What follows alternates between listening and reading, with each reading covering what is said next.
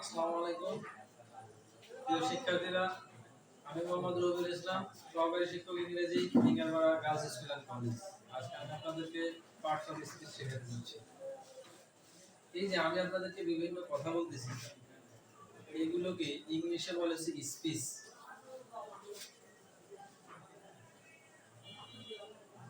মানে বক্তব্যের ইংরেজি হচ্ছে স্পিচ। তাহলে আমি যদি এরকম একটা কোনো কথা বলি,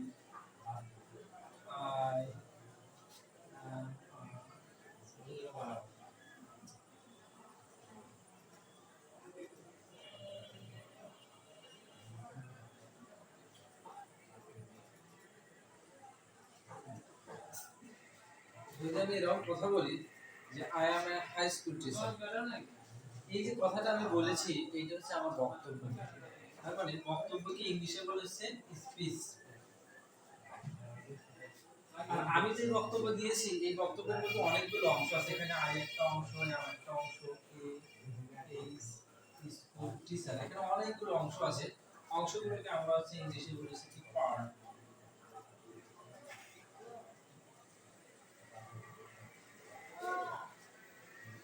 তার মানে দেখা যাচ্ছে যে আমি যে এখানে স্পিচটা দিয়েছি তার অনেকগুলো পার্ট আছে। অনেকগুলো পার্ট যদি থাকে ইংরেজিতে আমরা জানি সেগুলোকে প্লুরাল করতে গেলে পার্ট থেকে পার্টস হয়ে যায়। এই পার্টস এগুলো হচ্ছে একটা পার্টস। আমি যে স্পিচটা দিয়েছি এই স্পিচটা হচ্ছে কি পার্টস। সেই পার্টস গুলো হচ্ছে যে এই স্পিচের পার্টস। আমরা জানি যে কোনো কিছু এর বা র এরকম বোঝালে সেখানে অফ ব্যবহার করা হয়। তাহলে পার্টস কিসের পার্টস? আমি যে স্পিচ দিয়েছি সেই স্পিচের পার্টস। তারপর এইভাবে কথা আসে পার্টস স্পিচ। আমরা সকলেই জানি যে পার্টস অফ স্পিচ হচ্ছে 8 প্রকার।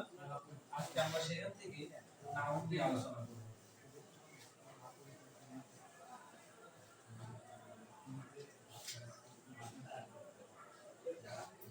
পার্টস অফ স্পিচ 8 প্রকার। তার প্রথমটি হচ্ছে নাউন। আজকে আমরা এই নাউন নিয়ে আলোচনা করব। নাউন হচ্ছে প্রথমত দুই প্রকার, কনক্রিট নাউন আর একটা হচ্ছে অ্যাবস্ট্রাক্ট নাউন।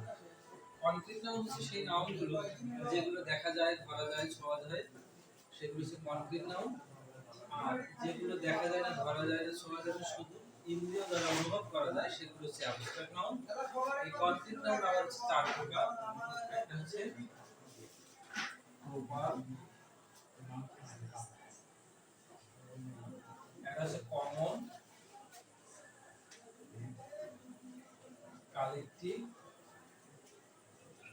আর ম্যাটেরিয়াল। এর মধ্যে আজকে প্রপার এবং কমন নাউন সম্বন্ধে আপনাদেরকে ধারণা দেওয়া হবে। প্রপার নাউন হচ্ছে সরাসরি কোনো কিছুর নাম। যেমন কারো মানুষ, কোনো মানুষের নাম হতে পারে অমর, কোনো মেয়ের নাম হতে পারে ধীমান। আমরা এখানে অনেকগুলো ফলের নাম বলতে পারি, তার মধ্যে একটা আছে বানানা। অনেকগুলো নদীর নাম বলতে পারি, তার মধ্যে একটা আছে যমুনা। অনেকগুলো দেশ থেকে আমরা একটা দেশের নাম বলতে পারি বাংলাদেশ। অনেকগুলো পাখির থেকে আমরা একটা বলতে পারি ডাব। এরকম যদি আমরা চাই তাহলে অসংখ্য নাউন আমরা এখানে লিখতে পারবো। এখানে ওমর একটা পুরুষ ছেলে মানুষের নাম লিখেছি, তাহলে এরকম চাইলে আমরা শত শত হাজার হাজার নাম লিখতে পারবো। আবার অনেক শত শত মহিলা নাম লেখা যাবে, সেখান থেকে আমরা একটা নাম লিখেছি। অনেক ফল আছে, শত শত ফল, সেখান থেকে আমরা একটা হচ্ছে কি ফলের নাম লিখেছি। এরকম একটা নদীর নাম লিখেছি। তাহলে অনেক এই ওমর যে আছে, আমরা সাধারণভাবেই ওমর বলেছি। আমরা যদি 10টা নাম বলি, 10টা নাম না বলে যদি শুধু বয় শব্দটা বলি, তাহলে 10 জন ছেলের সাধারণ নাম হয়ে যাবে যদি বয়। আবার তারা যখন আরো বড় হয়ে যাবে, বিয়ে শাদী করবে, তখন তারা হয়ে যাবে ফাদার। এরকম বলা যাবে গ্র্যান্ডফাদার, টিচার। তার মানে এই যে অনেকগুলো নাম, তার পরিবর্তে যে আমরা একটা শব্দ, দুটো শব্দ ব্যবহার করতে পারতেছি, এগুলো হচ্ছে আমাদের কমন নাম। ঠিক তেমনি ভাবে মেয়ে মানুষের নাম লিমা হতে পারে। এরকম আপনি চাইলে 100 মেয়ে মানুষের নাম লিখতে পারবেন। 100 না লিখে আমরা যদি গার্ল শব্দটা বলি, তাহলে 100 জন মহিলা, 1000 জন মহিলার পরিবর্তে আমরা এই গার্ল শব্দটা ব্যবহার করতে পারবো। তার মানে গার্ল শব্দটা হচ্ছে কমন নাম। মোট কথা 100 জন মেয়ে মানুষের সাধারণ নাম হচ্ছে গাল, সাধারণ শব্দটার ইংরেজি হচ্ছে কমন। তারা আবার মাদার হতে পারে, তারা গ্রান্ড মাদার হতে পারে, এরকম বলা না। এখানে একটা ফলের নাম লিখে দিয়েছে, আপনি চাইলে 20টা ফলের নাম লিখতে পারবেন, কিন্তু তা না লিখে আপনি যদি শুধু ফ্রুট শব্দটা লেখেন, তাহলে 20টা ফলের সাধারণ নাম হয়ে গেল ফ্রুট। এই ফ্রুট সাধারণ শব্দটার ইংরেজি হচ্ছে কমন। একইভাবে যমুনা, পদ্মা, মেঘনা, যমুনা, ব্রহ্মপুত্র, আত্রাই, আমরা অনেক অনেক নদীর নাম বলতে পারি, কিন্তু রিভার শব্দটা যদি আমরা বলি, তাহলে সকল নদীর সাধারণ নাম হচ্ছে রিভার, সাধারণ নাম হচ্ছে কমন। এইভাবে বাংলাদেশ আমরা চাইলে 200টা, পৃথিবীতে প্রায় 230টা দেশ আছে, 230টা দেশের নাম বলতে পারবো। সেখান থেকে কান্ট্রি শব্দটা আমরা বলতে পারি, তারপরে আমরা বার্ড শব্দটা বলতে পারি। তারপরে দেখা যাচ্ছে যে প্রবাল নাম সংখ্যায় অসংখ্য হাজার হাজার হতে পারে, কিন্তু প্রবাল নাম একেবারে সংখ্যায় কম। সাধারণ যে নামগুলো থাকে সেগুলো হচ্ছে আমাদের প্রবাল নাম। আশা করি আপনারা বুঝতে পেরেছেন। এখানে আমাদের কালেক্টিভ নাম কিছু কিছু শব্দ আছে, যে শব্দগুলো শুনলে আমরা বুঝতে পারবো যে এর মধ্যে অসংখ্য নাম লুকায়িত রয়েছে।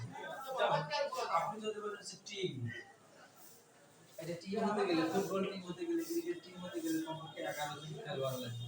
তাহলে টিম শব্দটা মানেই অনেকগুলো খেলোয়াড় আছে, এটা বলতে হবে না। যদি আপনি বলতে ক্লাস, তার মানে এখানে অনেকগুলো স্টুডেন্টস আছে, এই কথাটা নতুন করে বলতে হবে, কারণ অনেকগুলো স্টুডেন্টের সমষ্টি হচ্ছে ক্লাস। যদি আপনি বলেন লাইব্রেরি, লাইব্রেরি মানে এখানে শত শত হাজার হাজার বই আছে, নতুন করে বলতে হবে না। তার মানে অনেকগুলো বইয়ের সমষ্টি হচ্ছে লাইব্রেরি, অনেকগুলো খেলোয়াড়ের সমষ্টি হচ্ছে টিম, অনেকগুলো স্টুডেন্টের সমষ্টি হচ্ছে ক্লাস। এরকম আরো শব্দ আছে অনেক, যেমন মক, গ্যাদারিং, মাস, বান্ডেল, এরকম শব্দ আছে।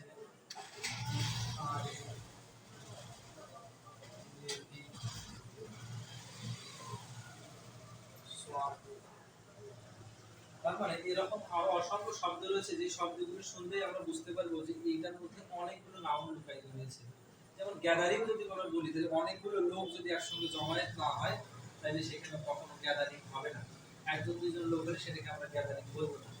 বান্স মানে হচ্ছে গোছা, তাহলে অনেকগুলো যদি একসঙ্গে হয় তখন সেটাকে আমরা বান্স বলি। যেমন একটা বলতে পারি চাবির ঝোপা, বান্স অফ কি, তার মানে চাবির ঝোপা বললে যে এখানে আর নতুন করে বলতে হবে না যে অনেকগুলো চাবি আছে। তেমনি বান্ডেল মানে হচ্ছে বোঝা, যদি বলা হয় যে সেটি টাকার বান্ডেল, তাহলে বুঝিয়ে দিতে হবে যে এখানে 100টা নোট আছে। আর ম্যাটেরিয়াল নাম হচ্ছে খুবই সহজ জিনিস, যেগুলো হচ্ছে পদার্থ, যেমন হচ্ছে আয়রন, ওয়াটার, মিল্ক, অয়েল,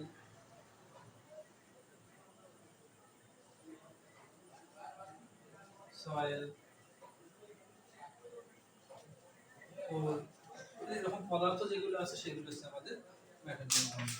আশা করি আপনারা সবাই বুঝতে পেরেছেন। অন্য একদিন আমরা আপনাদেরকে অ্যাবস্ট্রাক্ট নাম সম্বন্ধে বিশদ আলোচনা করব। সে পর্যন্ত সবাই ভালো থাকবেন। আসসালামু আলাইকুম।